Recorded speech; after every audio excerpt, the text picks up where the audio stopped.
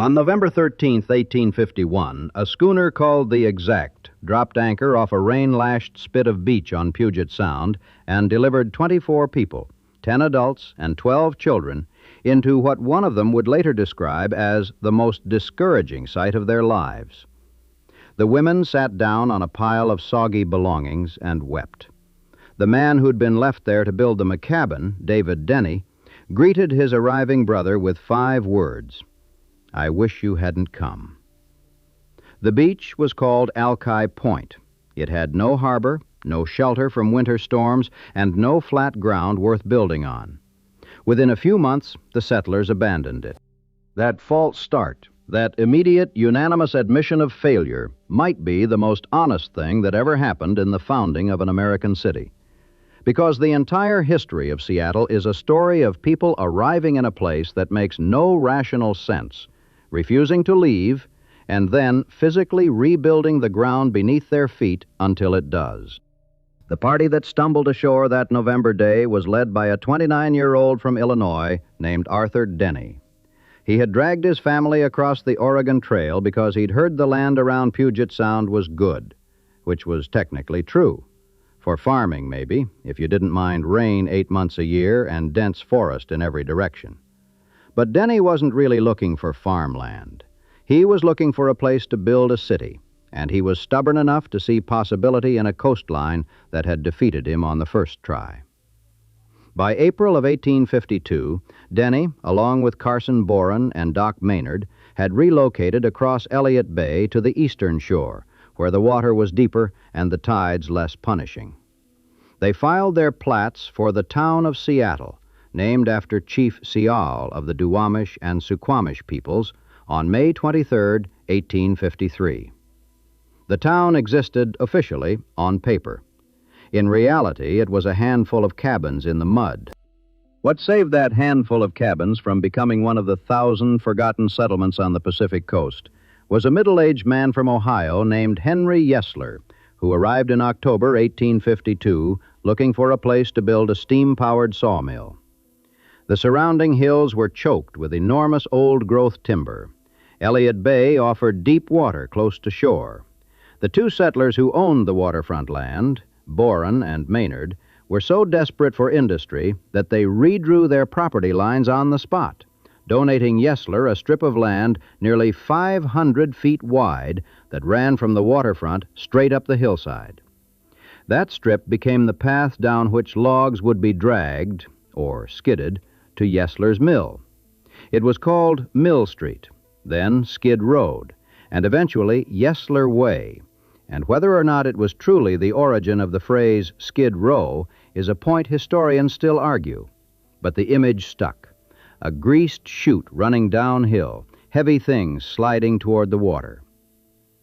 For the next several years, Yesler's 12-horsepower sawmill was the only industry in Seattle. He employed nearly every white man in the settlement and a considerable number of Duwamish laborers. His cookhouse doubled as a courthouse, a church, and a civic meeting hall. The mill cut less than 14,000 board feet of lumber a day, a modest output even by 1850 standards, and Yesler himself would later admit much of it was poor quality. But it was enough.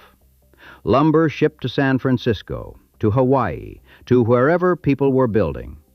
And as long as the mill ran, Seattle had a reason to exist. It was a small reason, but it was the right kind. The mill's equipment had been shipped from New York around Cape Horn and arrived at Elliott Bay with no dock to receive it. Yesler had to throw the boiler into the water and float it ashore. The engine went on a raft. That image, heavy industrial machinery bobbing in the waves of Puget Sound, while settlers hauled it to the beach by hand, captures something essential about Seattle in its first decades. Nothing was given. Everything was improvised. The ground beneath the settlement was so marshy that Yesler filled the worst patches with sawdust and mill debris, the first of what would become a century-long project of literally manufacturing the land on which the city sits. Even the street grid was a botched compromise. Doc Maynard oriented his plat on compass bearings, while Arthur Denny aligned his to the shoreline. and where the two grids collided, the streets jogged at a 32-degree angle, a tangle that persists in downtown Seattle today, a permanent monument to the fact that the city's founders couldn't even agree on which direction was north. By 1870, Seattle had about 1,000 residents.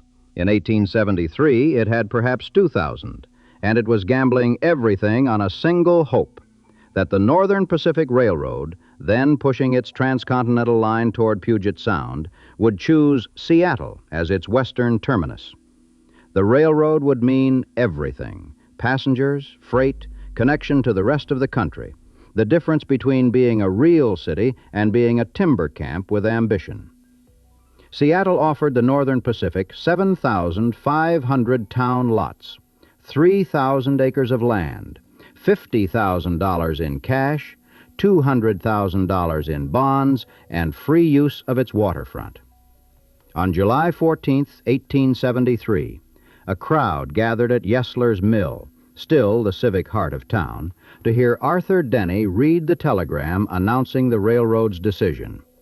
He opened it and read 7 words: "We have located the terminus on Commencement Bay."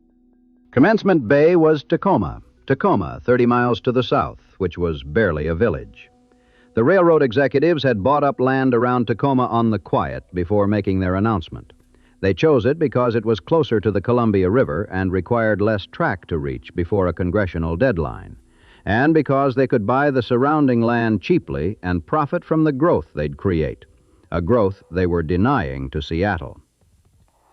The crowd at Yesler's mill was stunned. The economic logic was clear and merciless.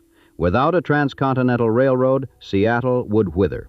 Tacoma would become the great city of Puget Sound. In almost any other story, this is where Seattle fades. A town of 2,000 people, rejected by the most powerful economic force on the continent, 100 miles of forest and mountains between it and anything that matters. Reasonable people would have moved to Tacoma. Some did.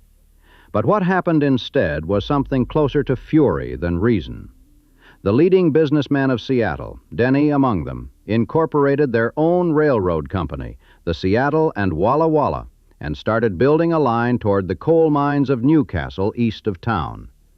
They couldn't build a transcontinental railroad, but they could move coal, and coal meant shipping, and shipping meant Seattle would not die. The line reached Newcastle and began hauling coal, and for the next decade, Seattle survived on spite and Douglas fir and the quiet conviction that the Northern Pacific had made a mistake. That conviction looked delusional for a long time. Tacoma boomed. Seattle grew, but slowly, always in Tacoma's shadow. The rivalry between the two cities became the defining fact of life on Puget Sound. Bitter, personal, and fought in newspapers, boardrooms, and the corridors of Washington, D.C. Then, on June 6, 1889, a pot of glue boiled over in Victor Claremont's cabinet shop at the corner of Front Street and Madison, and Seattle burned.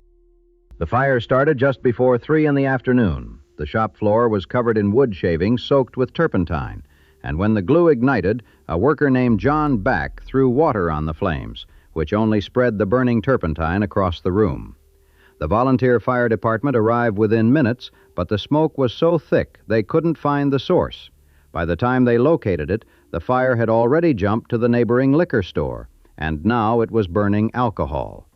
The flames raced south along the waterfront, consuming block after block of the wood frame buildings that made up virtually all of downtown Seattle. The Fry Opera House, then the most expensive building in the city, was in ruins within hours. By nightfall, 25 city blocks, roughly 64 acres, had been reduced to ash and rubble.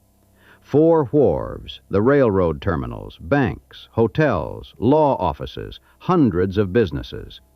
Total losses? $20 million, which in 1889 was a staggering sum. The entire commercial district was gone. Remarkably, not a single person died in the fire itself. And what happened the next morning is perhaps the most revealing 24 hours in Seattle's history. Before the ashes had fully cooled, Mayor Robert Moran called a public meeting. On June 7th, More than 600 businessmen and civic leaders gathered at the Armory on Union Street, one of the few buildings still standing, and made a series of decisions that would have seemed insane coming from a city that had just lost everything. They would not relocate. They would rebuild on the same ground. They would ban wooden construction and require brick, stone, and iron. And, this is the part that still astonishes, they would raise the entire street grade by as much as 22 feet. The old Seattle had been built practically at sea level, which meant the streets flooded at high tide, and the sewage system, such as it was, regularly ran backward. The new Seattle would sit a full story above the old one. They would fill in the low-lying ground, raise the streets, and build the new buildings at the new grade. The old sidewalks and ground floors would become basements, buried beneath the city. You can still walk through some of them today, the Seattle Underground, one of the stranger tourist attractions in America. An entire layer of the city sealed in darkness with the new city standing on top of it. Within a year, 465 new buildings had gone up. The city created a paid professional fire department, 32 men hired by ordinance in October 1889 to replace the volunteers who had quit in disgust after being blamed for the disaster. The city took over the water supply from the private company whose inadequate mains had run dry during the fire, replacing wooden pipes with iron and adding hydrants on every block. The population, rather than shrinking, grew by nearly 20,000, from about 25,000 to 40,000, as construction workers flooded in. Aid poured in from Tacoma, Portland, San Francisco, and cities across the country.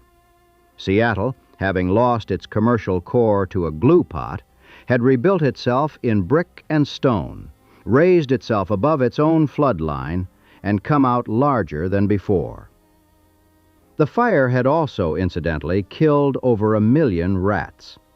The new buildings that rose in what is now Pioneer Square, the Pioneer Building, the Mutual Life Building, the Romanesque archways and heavy masonry of the post-fire district, are still there, and they are the oldest continuously standing structures in a city that has never been sentimental about preservation.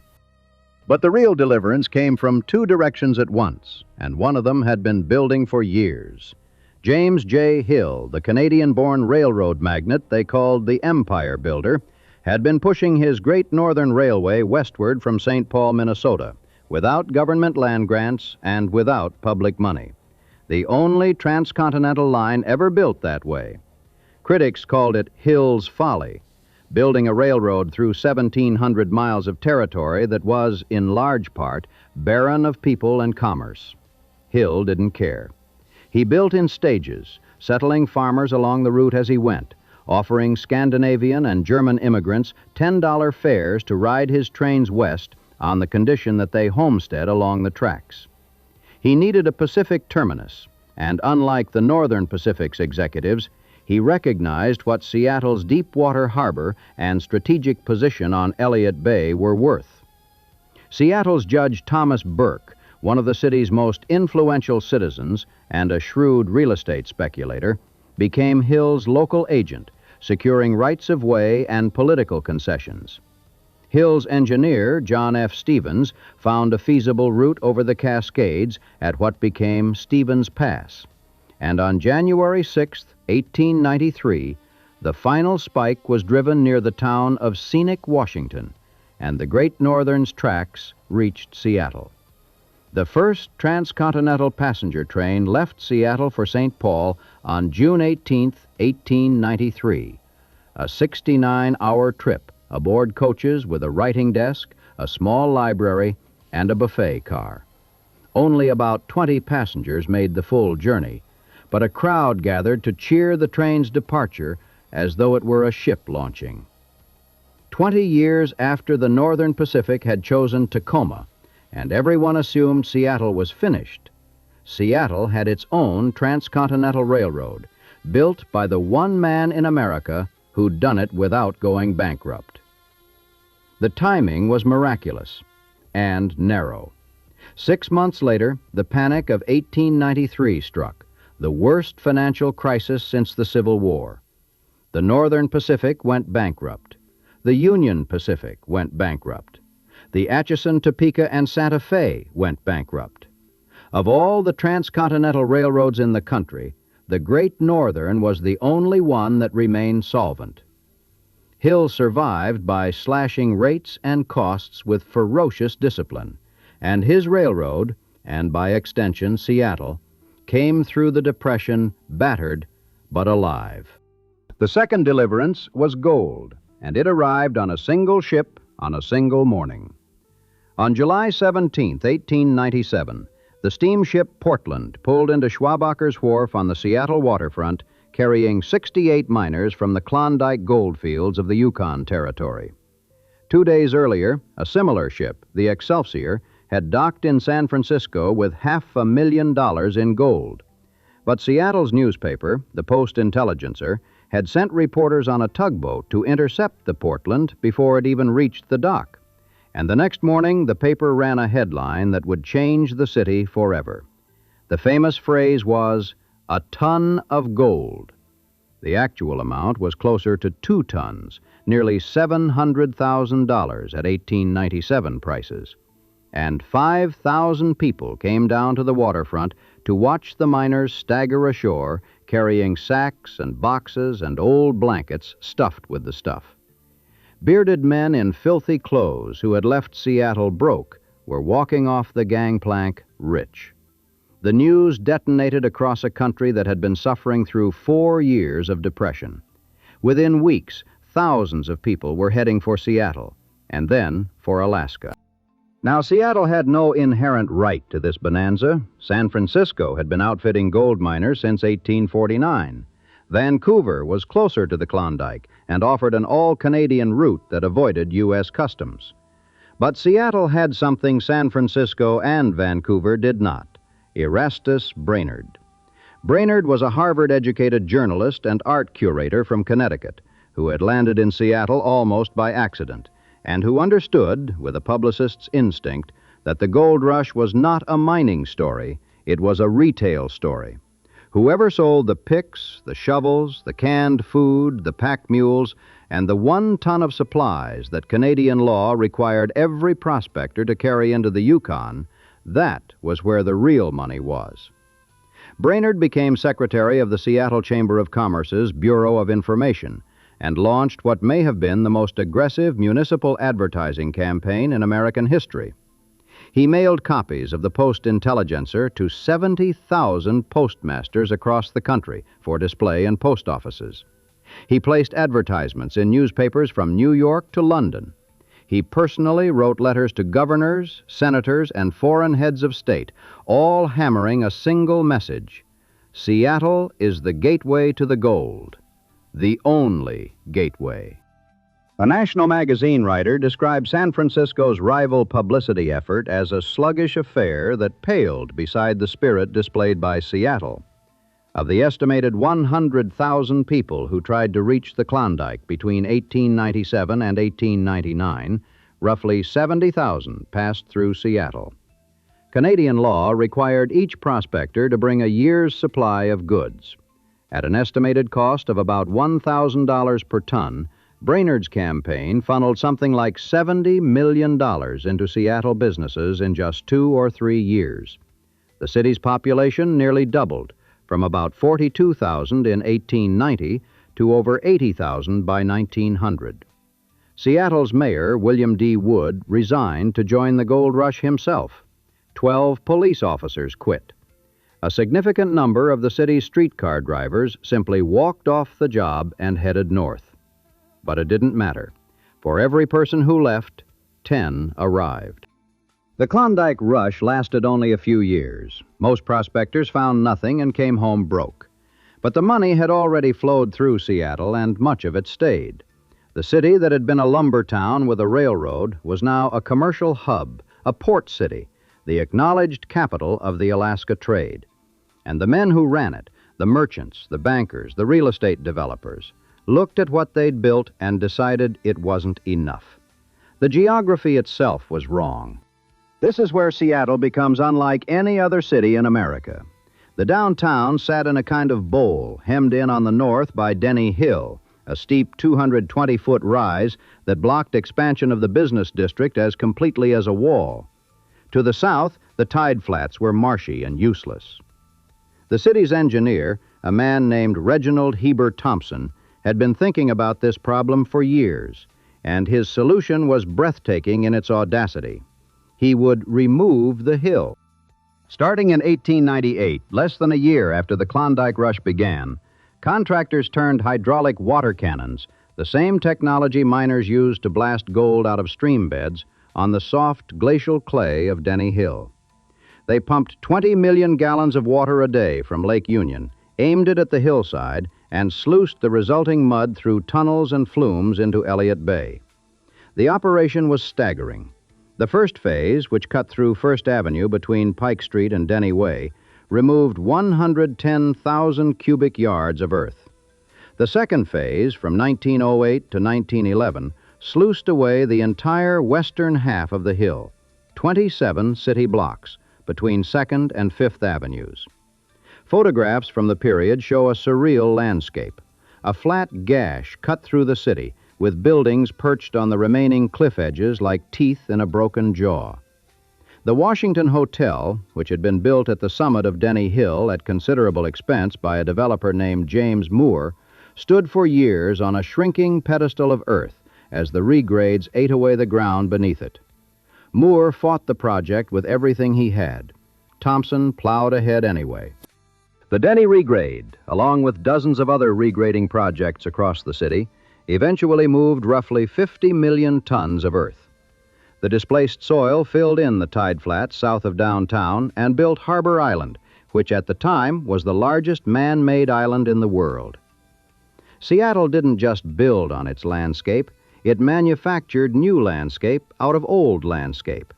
It carved down hills and piled up waterfronts and buried its own streets, and then, having reshaped the ground to its liking, built on top of what it had made. No other American city has done anything remotely comparable. By 1910, Seattle's population had exploded to 237,000, nearly 6 times what it had been a decade earlier. It was the largest city in the Pacific Northwest, larger than Portland, far larger than Tacoma, and its ambitions were scaling to match. In 1907, Pike Place Market opened along the bluffs above the waterfront, one of the first public farmers' markets in the country, created so that consumers could buy directly from farmers without middlemen inflating the price of produce. In 1906, James J. Hill financed King Street Station, an elegant brick and granite passenger terminal whose 245-foot clock tower was modeled after the Campanile in Venice's Piazza San Marco, giving Seattle its first grand railroad depot.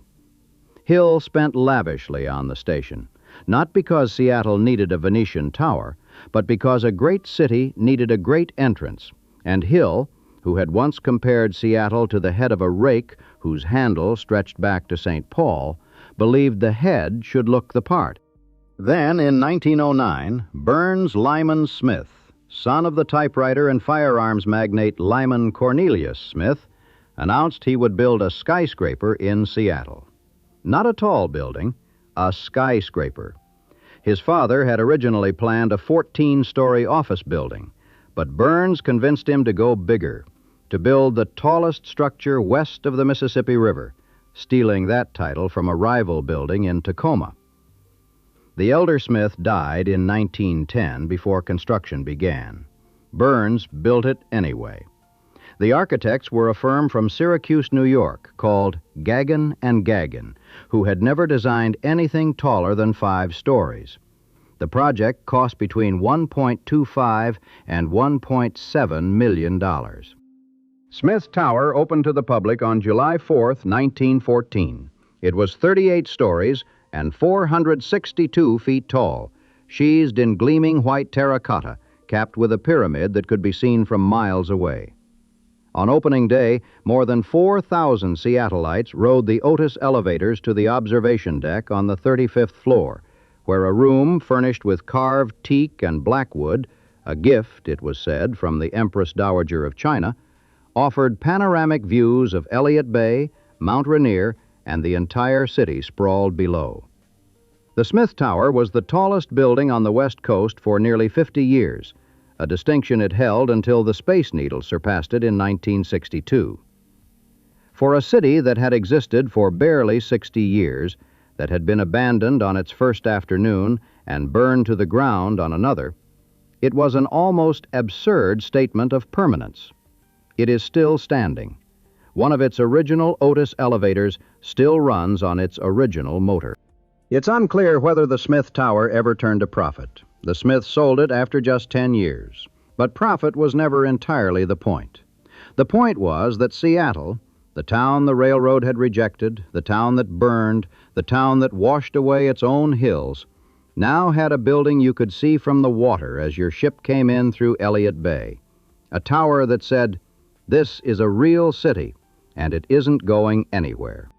2 years after the Smith Tower opened, a timber merchant named William Boeing incorporated a company called Pacific Aero Products in a converted boathouse on the Duwamish River.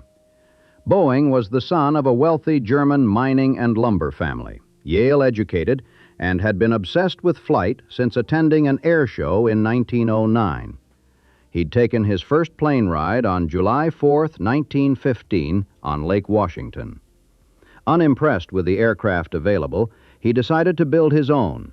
His first plane, the B&W, was a float-equipped biplane designed with Navy Lieutenant Conrad Westervelt and engineered by Wong Tzu, a Chinese graduate of MIT whom Boeing hired as the company's first engineer. In 1917, the company was renamed the Boeing Airplane Company. It employed 21 people at an average wage of 23 cents an hour. The company nearly died several times. After World War I, the market for military planes collapsed, and Boeing survived by manufacturing furniture, phonograph cases, and even components for women's corsets, the airplane builders of Seattle stitching undergarments to keep the lights on. But William Boeing kept the operation alive with money from his timber business, and when military and commercial demand returned, the company was positioned to meet it. In 1934, federal antitrust action forced Boeing out of the airline business, stripping away the empire of airlines and subsidiaries that Boeing had built, leaving behind only the airplane factory.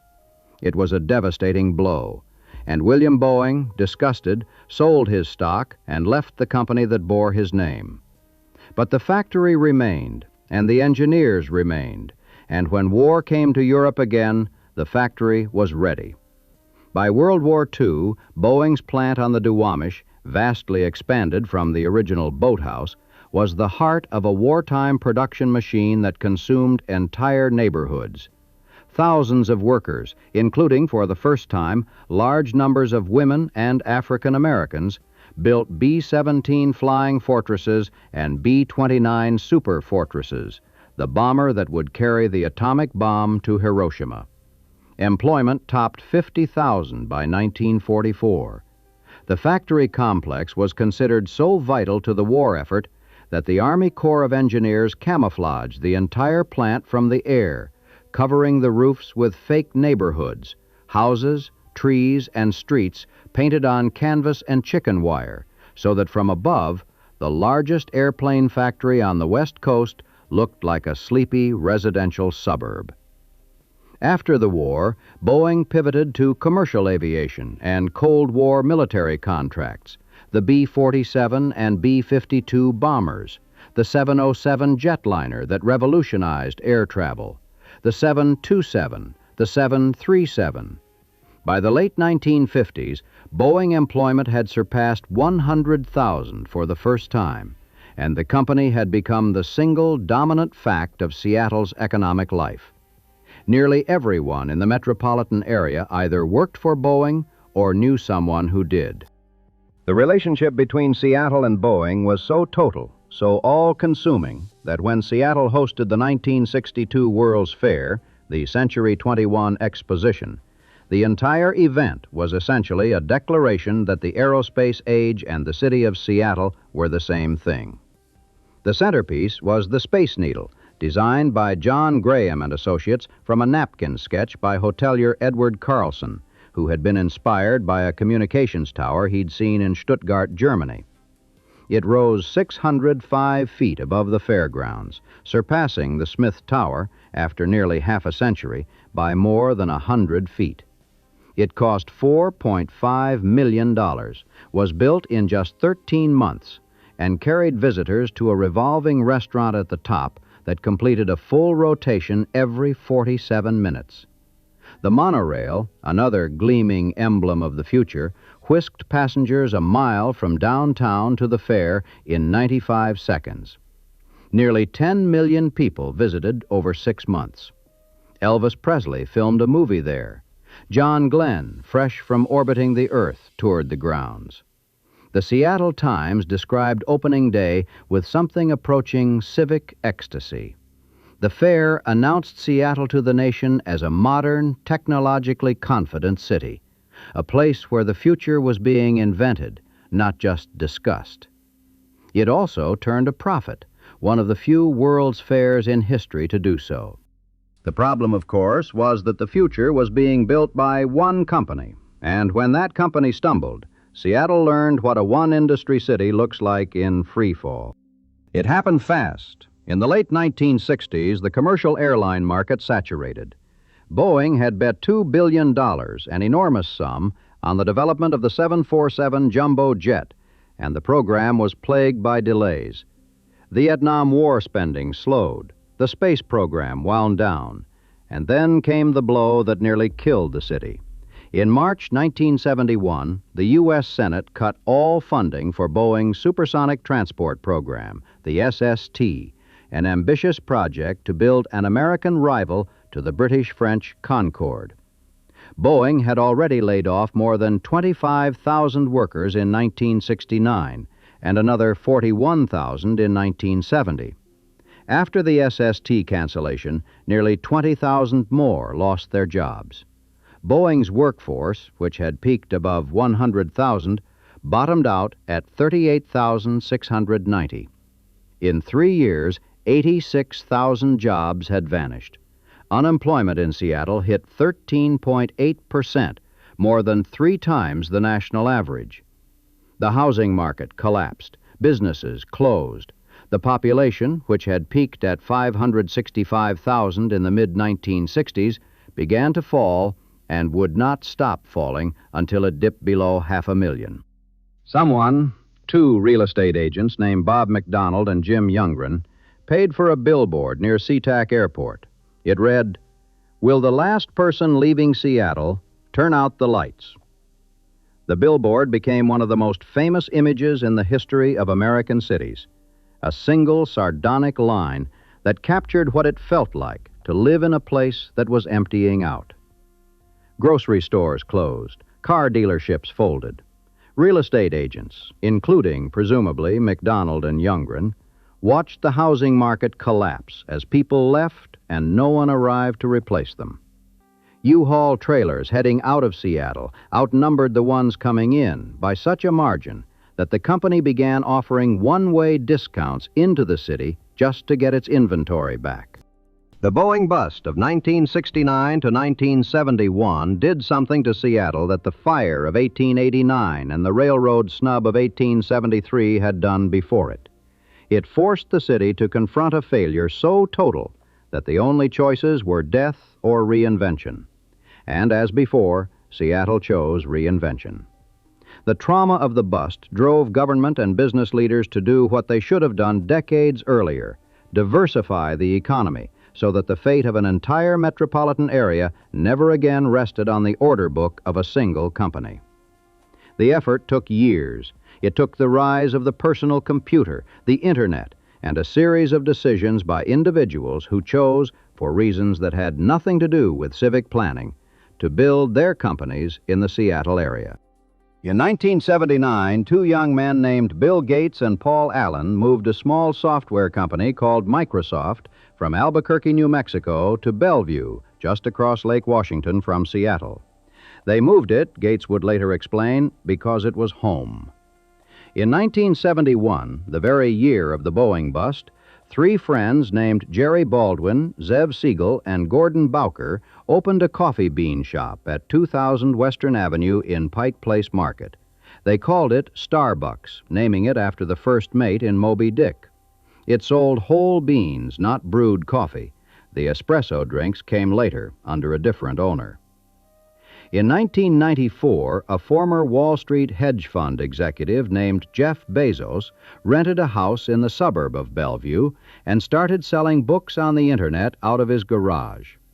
He chose Seattle, he said, partly for its proximity to a major book distributor in Oregon, partly for the deep pool of technical talent in the area, and partly because Washington had no state income tax.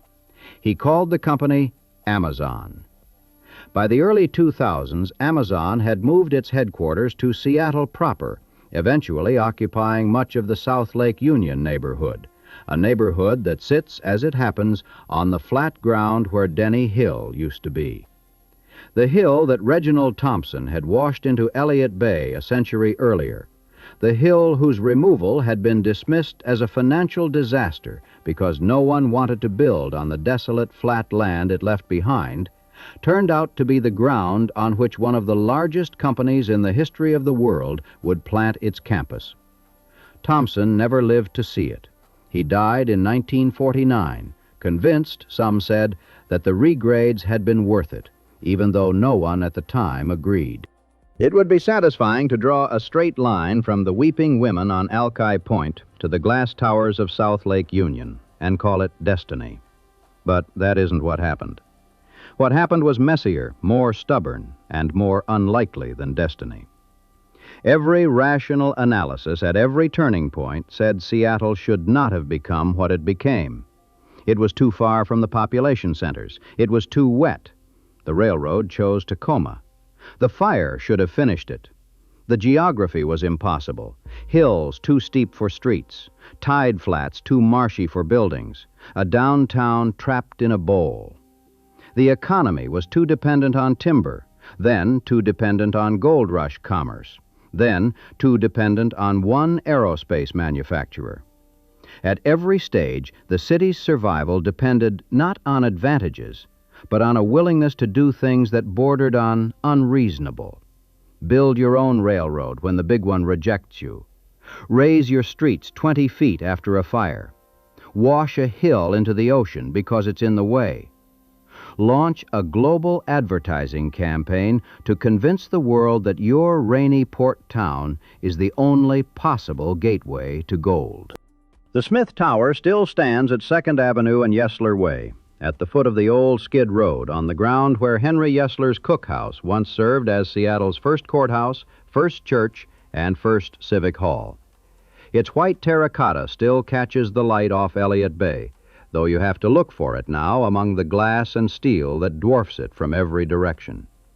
An elevator attendant still operates one of the original brass cage Otis elevators.